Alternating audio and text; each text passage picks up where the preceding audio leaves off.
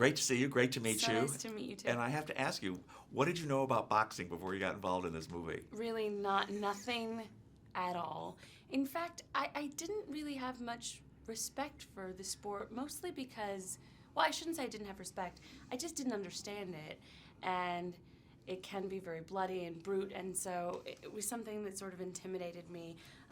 But getting to know the real-life boxers that work in the film, like Tony Bellew and Andre Ward and Gabe Rosario, and getting behind their narratives. I mean, so many boxers are family men, and there's something about the sport, the camaraderie of it, that became really beautiful to me. And once I understood the sport, I just was obsessed with taking in as much boxing as I could. I went to a bunch of boxing matches here in Philadelphia, and now I'm a big fan. So by the time we got to the scenes where I'm ringside, I had an incredible affinity for the sport.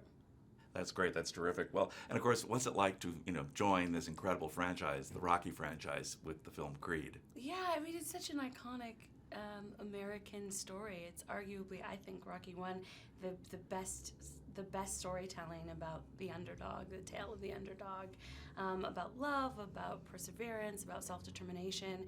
So joining something like that is incredible, and to work with Ryan Coogler, to me, it's two things. You get to join this iconic franchise in a way, a reimagining of it, and then to work with a really exciting new voice of his generation and the next Ryan Coogler movie. So I was sort of sold from the beginning.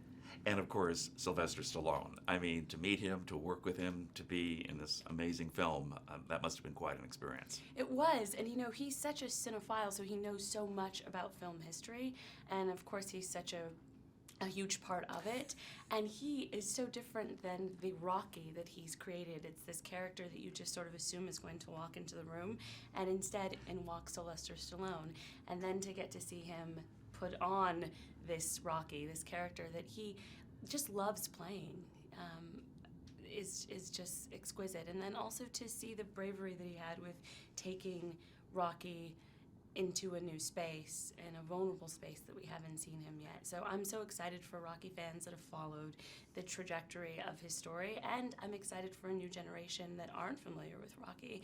I think that after seeing Creed, hopefully they'll be inclined to go back and sort of, see his story unfold. Yeah, it's great because you don't have to have seen the earlier ones, although it does Not help, at of course. all. Yeah, I mean, there's sort of jokes that you'll have an extra sort of giggle at if you are familiar with the Rocky movies. We pay, homage to it in some moments, but I think it really is a new story that you don't have to be familiar with Rocky at all to enjoy. Exactly. Also, you're very convincing as Bianca. Thanks. The music aspect of it, the singing. Talk about that a little bit because, is that sort of a new thing for you? Sort of. I mean, I'm sort of a hobbyist. I come from a musical family. I sang in a band for a couple of years just for fun, but writing music was certainly something that was new to me. But I was lucky because we have an incredible composer who's also he produces records in general. His name is Ludwig Gorson, so he worked closely with me, and it was a unique challenge. Ryan Coogler is someone that really loves authenticity, so for him, whoever was going to play Bianca was going to write the music, and I'm just so glad that it got to be me. Oh, you did a great job with it. Thank you so much. Michael B. Jordan. There's so much to talk about here. First of all, the two of you as actor and actress, right? But also the relationship between Adonis and Bianca. Very complicated, very interesting. We were excited to tell a story about what millennial love looks like, that you have these two people that really feel for each other, but also are, really after dreams that at various moments seem impossible to them, and what that looks like, how you navigate love and friendship and family, and also trying to pursue something. And so we thought that was something that young people could really relate to. And I think so often you get to see sort of the girlfriend, sports wife character as someone that exists just to hold the male character up. And I think in this movie you get to see, hopefully, if we did our job right, the portrayal of a woman who has her own life, her own dreams. And I'm hoping that that's something that women can really get behind and relate to. And it will be an anchor for them in what is otherwise, you think, might be just a very testosterone-driven movie. In fact, Sylvester origin. And I just love the Adrian in the original Rocky movie, so it was fun to get to play sort of an Adrian 2015 and what that looks like. You added estrogen in a terrific way in this film, let me tell you, my dearie. Absolutely. Thanks.